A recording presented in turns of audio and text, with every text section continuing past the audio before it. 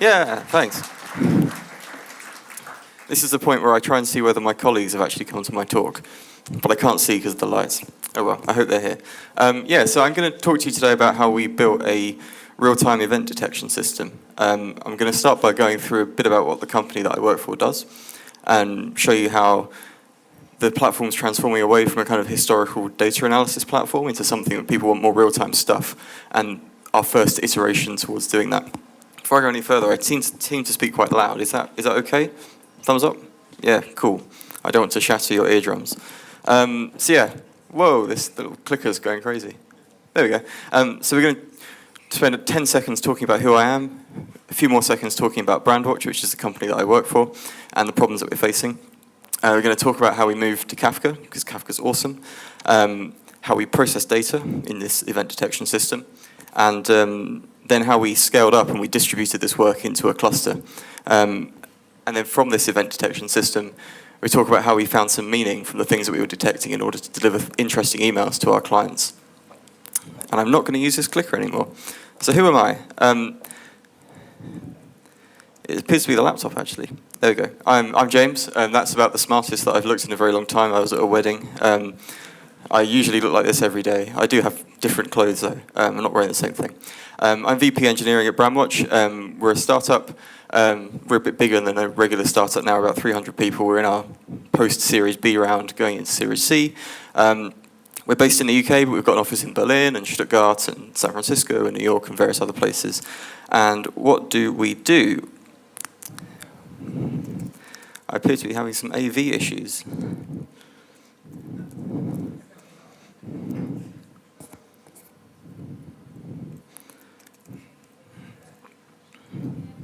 Got a very sticky arrow on the keyboard, it seems.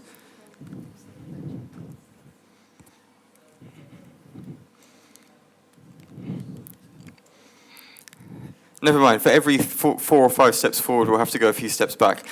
So what do? We do effectively social media and web listening. So we have lots of web crawlers that are crawling data on the web all the time, and we're processing, analyzing, and storing that data so that our customers can look into their dashboards and find out interesting stuff that's going on. Let's have a look at what the app looks like. It's the easiest way to explain it. It's a web app. When you log in, if you're paying us lots of your nice money to use our software, then you can set up your dashboards which show you things that you're interested about. You'll set up queries, and then from your query, we'll process the web for data, we'll analyze it, and we'll present it. Then there's these flexible dashboards where you can chop the data up, you can tag it, categorize it, chart things by things, and find out things that are happening. So we've built the platform in such a way that we allow the users to analyze the data themselves. I mean, this is a custom kind of rules and categories that they've set up based on particular tweets and forum and blog posts coming in, tagging them with particular car brands. And you can chart it by sort of the pages where things came from over the days that those things happened. And there's a lot of flexibility in this platform. That's what we've done really well over the last few years. We've built this great framework for storing and processing data. We do various different types of classification. For example, we do demographics classifications based on people's Twitter profiles. So, for example, if they're male or female, what things they talk about, the topics of conversation they talk about, and what we try and guess what their professions are and their interests based on what they're talking about online. And we use rules-based classifiers and machine learning and various different techniques for this. And it's not just the top-level metrics that you get in the app. We've indexed everything that's matched our customers' queries back to 2007. And we have quite a large Solr index, and we use a lot of HBase and Postgres, and various other things which I won't be covering in this talk, because this is about the sort of real-time thing that we built on top of our platform. But we've given talks before about various things that we use. So just some numbers, if I fight with this. There we go. We've got about 50 instances of Java web crawlers. This was kind of the first thing that was in our product. We wrote them mostly in-house at the time, many years ago, and we've extended them ever since. And we're probably crawling about hundreds of millions of web pages a day, which we're then matching in memory to our customers' queries. We also have historical queries, where when you set it up, we can match against our historical index that we've got that goes back all those years, so you can get some context in your data, so you're not starting with a blank canvas when you set up your searches. Before I go any further, is the microphone distorted slightly? Just a little bit? Is that okay? Is that better? Or not? Yeah? Cool. I think that's okay. I'll carry on. We process Twitter data directly from Twitter. We get the Deca hose. We use PowerTrack for all the terms that match our customers' queries. We get data from Weibo and Discuss and many different places. And we've got lots and lots of fire hoses and different things coming into our system. And there's about 80 million plus matches to customer queries every day. So that's data going into those dashboards that I showed you about. Does that all make sense so far? Some nodding. Good. So the platform itself was used for a lot of historical analysis, and I'm extremely sorry about this, but this clicker is infuriating. Sorry? Shall we swap the presenter instance? It's okay. I'll try and fight with it. So we released this product the other year called Visio. So rather than just sitting in front of your computer and digging into your dashboards, we now have this really cool infographics product where if you're a company, you can come along and you can have us install these awesome infographics in your lobby, in your bank, in your office, in your command center, in your business. And they're a great kind of point of conversation, and they're all driven by the platform that we've written over the last few years. And that's great. This is the first step for people getting away from their computers to use our data.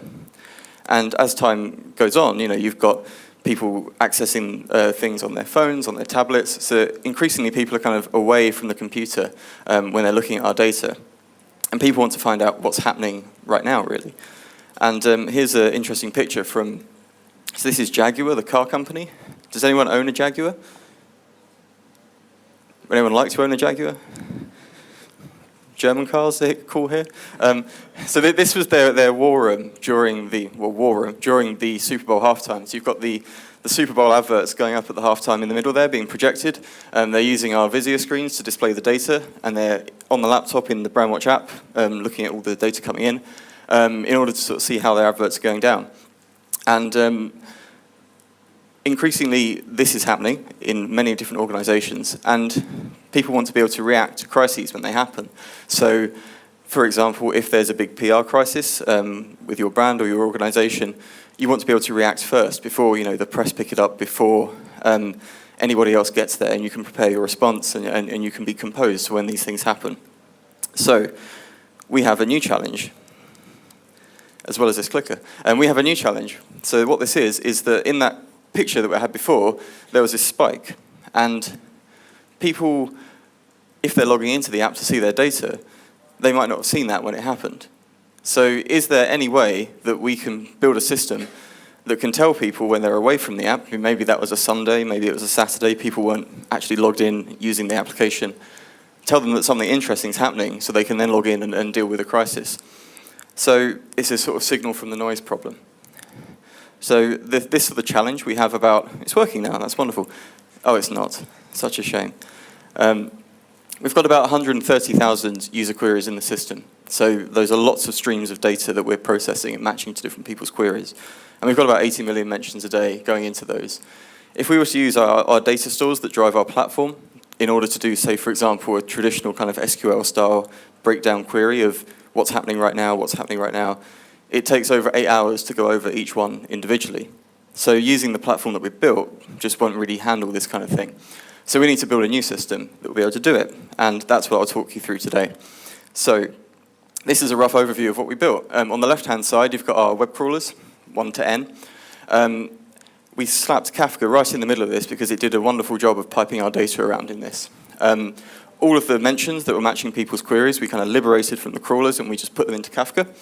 And then we built this self-organizing cluster, which we called our signal processing cluster, that's processing the data from all these queries and finding out when something interesting is happening. When it's found something interesting, it pipes it out on a new Kafka topic of events. And then we have other processes pulling on those events, looking at them, analyzing them, trying to see whether there's something relevant to show our customers.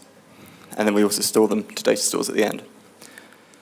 So first thing, Kafka. Quick show of hands. Who has used Kafka? Who uses it in production? It's still a fair amount. Who's had good experiences with it?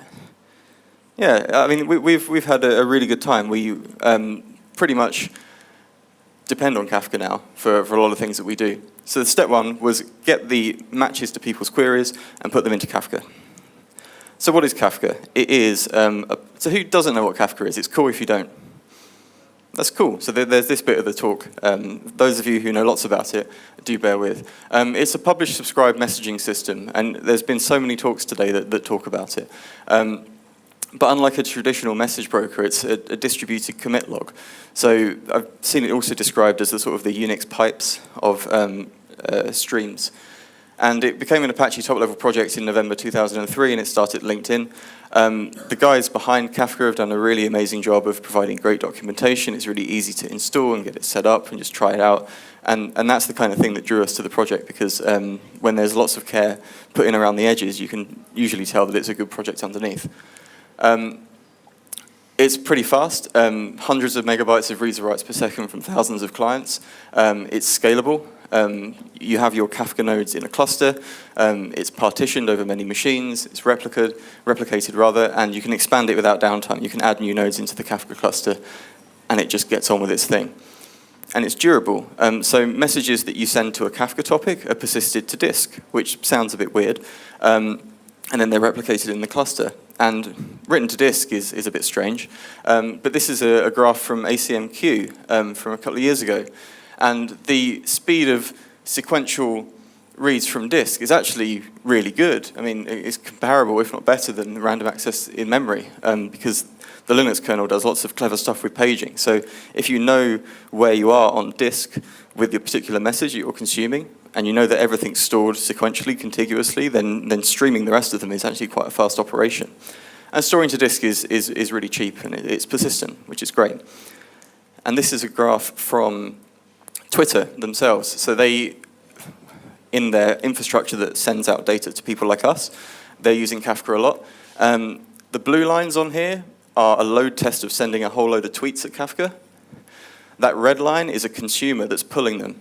And you see that in their load test, there gets to this point where the red line doesn't keep up with the blue line because it can't keep up anymore. Well, that's not actually a problem, because the consumer is reading from disk and messages are being pushed to disk. They're just getting put in a log. So the consumer can't keep up, but it's okay, because after a while it does catch up. And you end up with an infrastructure that's much more flexible and bendy. You don't have problems like we had originally when we started doing this without Kafka, when we were quite heavily dependent on Hornet Queue, where if Hornet Queue got too much back pressure, it would just effectively fall over, which is really bad. So many thumbs up for Kafka. And if you're using it, for example, in our crawlers, we just take the message, the mention that matches the query, right at the end before we persist it to our usual stores. We create a new message on Kafka, we send it to a new topic, and we send it asynchronously in the background, and it's done. And that's about it for the first part. And you can keep your messages in Kafka for as long as you like, really. You can specify in the properties if you'd like to keep them for, say, some amount of time, for example, a day or a week, a month even, depends how much disk space you've got. Or you can keep them up to a point of number of megabytes or gigabytes of disk space, or both, whichever happens first. So you can then replay messages on the topic a week later if you want, which is a really neat feature. So step one is done. Excellent. We'll now move on to processing. So just to recap, because I went off on a Kafka diversion there, what we're going to be talking about is how do we detect that thing when it happens, so that we can tell our customers that something's happened, that they should log in and have a look. We're going to start off by talking about just one JVM doing this, and also tracking just one type of thing. So the example that we're going to use is hashtags. Let's say that someone just tweeted, probably about the crazy AV. For example, right now, that is amazing, actually. Check your watches. I timed this. It's currently 4:05. Clever. Someone's tweeted, for example, about me, and I'm here, and I'm giving a talk. And our crawlers do all the various things to these mentions as they come in, and they split up who the author is, what the hashtags are in an array, who's being mentioned, that kind of thing. Then at the most basic level, really, we can just start counting these things when they're happening. So let's just think about maybe a map, for example. We could start off with a map, and the key is a date, which can just be floored to the hour, so you can have 24 hours of keys. You could just have 12 o'clock, 1 o'clock, 2 o'clock, 3 o'clock. And then the value to that key is a multiset. And you can just initialize it with the last 24 hours, for example.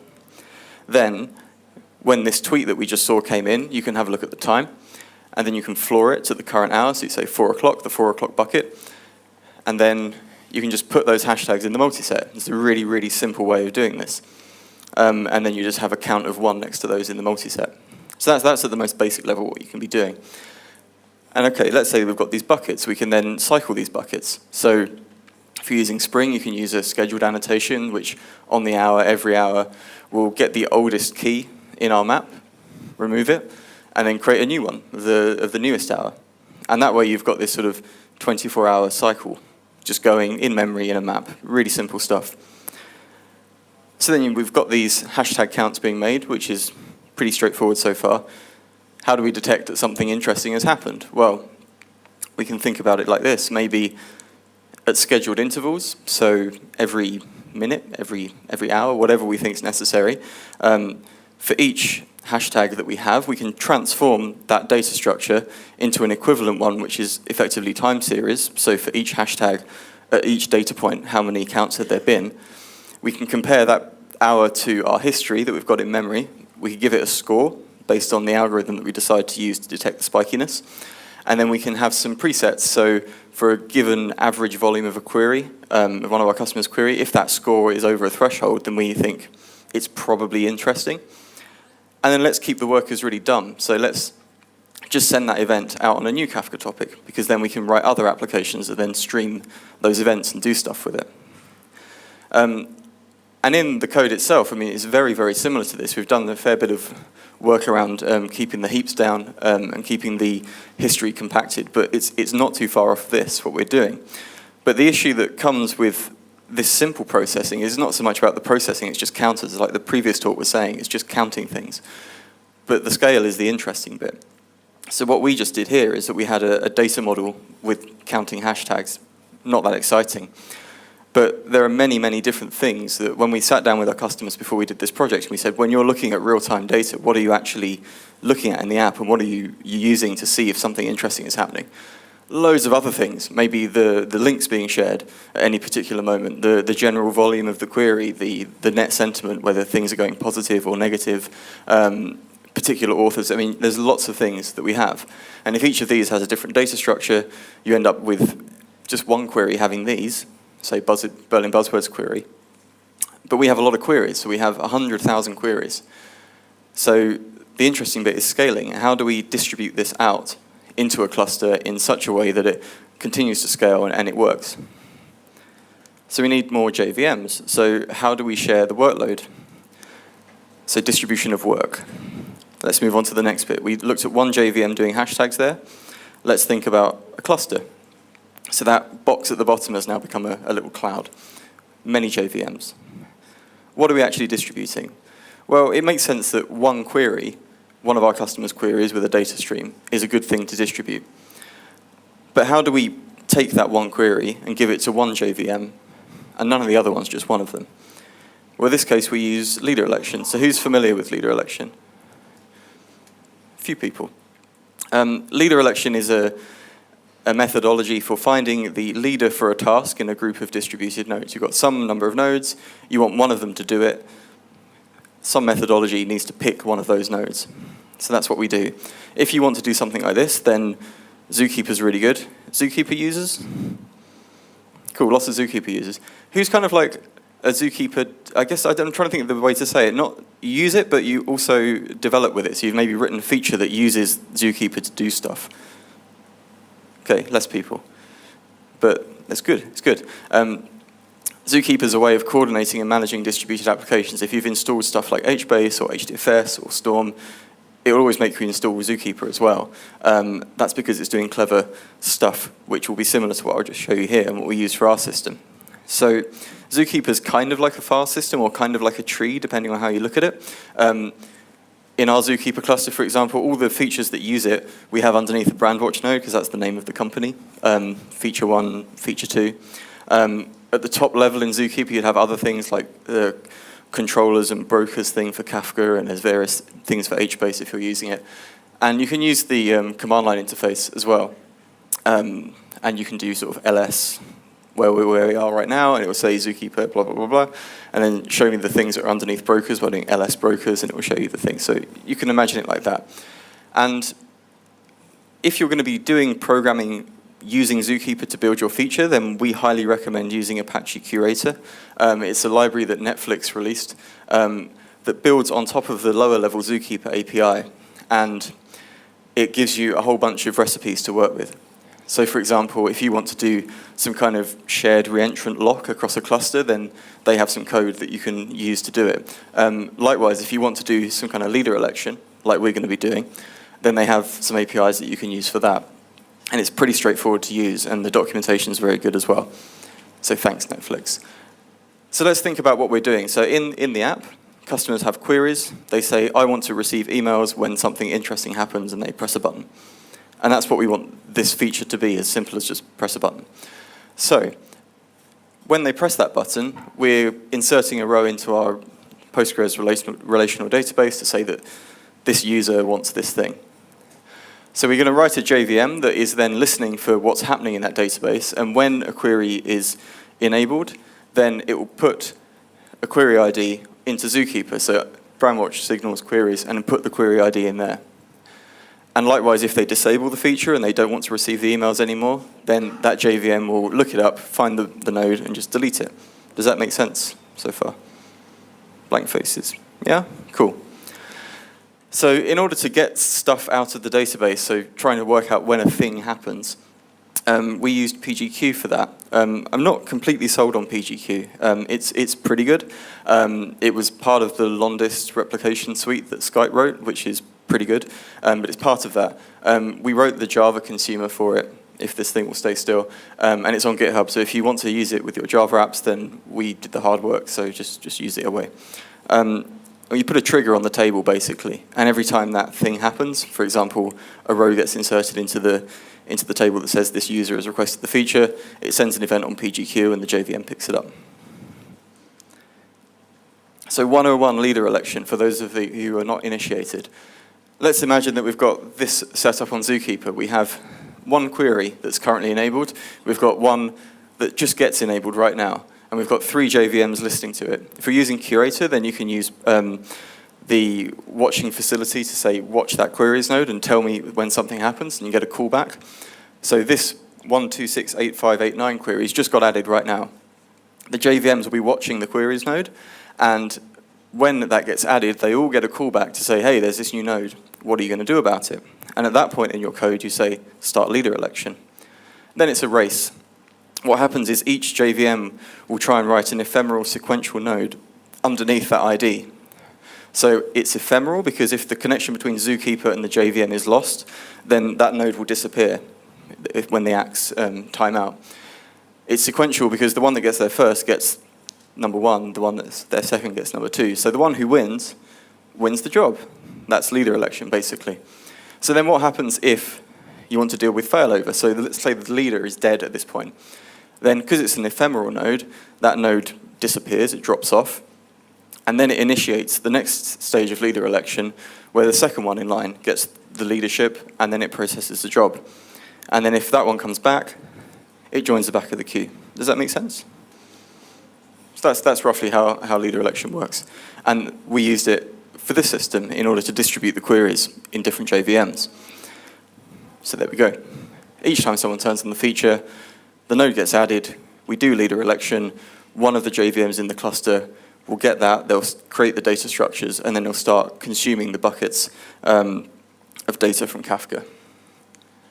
So are we almost there? Well, yes and no. The thing is that we're processing long-running jobs. There are some queries that have been in our system for years. So we're distributing these jobs that aren't just a quick fire and forget, they persist for a very long time, potentially indefinitely. So the workers that are distributing the load can they get overloaded? And the answer is yes, they can. So one way to get around this is that we did load testing on these workers that were keeping stuff in memory and doing the spike detection. And we profiled the JVMs under the worst cases to find out the maximum heap that they use for certain numbers of queries. And we set that as a constant, and it's configurable. And we altered the leader election algorithm slightly in that when they win leadership, they check to see whether they're already processing too many queries. And if they are, then they back out of leader election, they pass it on to the next person. And that works pretty well. It means that no one node in that system can take on too much work, but we're not actually all the way there yet because there's still an edge case in that case where if all of your workers in your cluster are all at max capacity, then you can get this kind of infinite election problem where each of them says, I can't do the job, give it to the next one. Then that one says, no, I can't do it either, and it gives it on, and then they just keep spinning and spinning and spinning. I mean, you should never really get into this situation. Hopefully you have enough resources in your cluster, but it's still an edge case that you have to deal with potentially in case you ever did. And the way that we programmed around that edge case was that the worker code has a very short-lived cache, just like a Guava loading cache, that just keeps a note if it refuses a particular query, keeps it in memory, and then we know that because all those nodes are ephemeral sequential, that everyone else in the leadership election process will get a fair turn at trying to process the query, and then if it comes back around within the time period that it's in the cache, then we know that nobody can do it, and that's a really big problem. And we've never got into that situation because we always have enough workers spun up. However, at this point you might want to message your team, send them a horrible text message. Maybe if you're really clever, use Apache Mesos to spin up some new workers or some kind of other elastic arrangement that you're using. But that's a neat way that we got around that problem. I thought we was quite proud of that. So state, if we're having these workers deal with failover, then they're keeping like 24 hours of data in memory at any given time. So there needs to be some way that they can recover. If the leader drops from one to another, they've lost that 24 hours of data. So where does it come from? And that's why we do snapshotting. So I'm not going to go into huge detail here. However, each of the workers are regularly snapshotting their data into HBase all the time. And using a combination of some serialization and cryo, we managed to get it down to sort of 0.3, 0.4 megabytes per query from a really large amount of JVM heap, which is great. So we just regularly snapshot out. If a worker dies, maybe within 5 seconds another one's picked it back up. We might have lost 5 seconds worth of mentions, but if you're just trying to find events on a rough curve, that's probably okay to deal with that. So we're sort of done at this point to here, where we have all the mentions coming out of our crawlers. They're going into our cluster of nodes that are computing them when events are happening. They're piping it out on a new Kafka topic. Cool. So the last bit of the talk is about finding meaning in these events. So we want to have all these events that are happening, and we want to deliver something concise and interesting into our customers' inboxes that isn't spammy, that hopefully means something. So, for example, this is a real email from the system when we were tracking our own launch of the product that I'm talking to you about. We received this email when a particular blog posted about it, and lots of people started talking about it. So we want to send them that, for example, the United States is trending for this particular query. It's that many mentions, 132 in the last 41 minutes. There's some topics of roughly the conversation, what it's about, and then also some influential mentions that we found at the time. So we want to gather all this stuff up and then send it to the customer. So firstly, just to get some topics, for example, if there was a trend going on at the moment for the bbuzz hashtag, then there might be a whole load of noisy text knocking around in this data sample. So we go off to our data stores and we say, give me a random sample of data. But it might turn out that if you do topic algorithm on it like TF-IDF or something similar, then you'll get some fairly concise topics. So that's fairly solvable with existing techniques. Not too interesting, but it's a neat way of seeing at a glance what's going on. But we want to send them one email. We don't want to send them, for example, if bbuzz was trending and also the Brandwatch query had a general volume increase and also Berlin was trending at the same time in the same query and the number of tweets from Germany had gone up, we don't want to send 4 emails to our customers that are all about the same thing because that would be really rubbish. So we want some way of being able to group them together to give them one email from all these different events. What did we do? Firstly, we look at granularity. So for example, a hashtag like bbuzz is more granular than a general increase in volume. So we have a decision tree of granularity so that people will hopefully get something that is a granular event that describes what's going on. Also text similarity, so if there were 4 different events at one given time, we'll look at the similarity of the text to work out roughly if they're the same thing or not, using some heuristics. And we'll also look at the shape of the volume sparkline in these events to see are they or are they not roughly happening at the same time with the same volumes, and do a heuristic comparison between the two. And if you combine all those 3 things, then you can sort of plot them on an imaginary graph like this, where we have volume up the side and then the granularity along the bottom, and we want to pick the thing that's the highest volume and the highest granularity. And that becomes what we sort of call the hero of the email, which is the thing that you get along the top that says, this is happening, and you get the volume on that sparkline for it. And then everything else gets relegated to sort of beneath the fold on the email. For example, during the leadership debate in the UK elections, this particular tweet came out from the drum. We released some data about the different things that are going on during the debate. The drum posted it, and we detected that that was the most granular, most interesting thing that was happening right now. And then all these other things that were happening, for example, hashtag leaders debate, all these other things being pointed to, we kind of relegated to beneath the fold, so our customers didn't get loads of emails, they just get one. So hopefully that makes sense about that grouping that we were doing there. So just some closing remarks here. I mean, this is our first kind of foray into a sort of streaming in-memory sort of real-time pipeline system, because we spent a lot of time over the last few years building out a really good analytics platform. And we're trying to build more things on top of this now, for example, for people to request custom filters for their streams before they get the detected signals, so that we can then put another JVM in the pipeline, which is doing filtering and then piping things out on another Kafka topic. And then you end up kind of composing these different streams of data as they become more enriched, more interesting. And then other people can build other apps based on it as well. So our infographics panel, our Visio team can start consuming these events as they come out of Kafka. And then, for example, if in their query an event happens, you can then change the configuration of those displays to say, hey, this thing's happening right now. And the architecture solves the problem. Anyway, if you want to laugh at me because of AV troubles, then that's my Twitter handle. I like talking to like-minded people. Please do say hello. And that's about it. So any questions and answers? Whoa, that was really, really quick.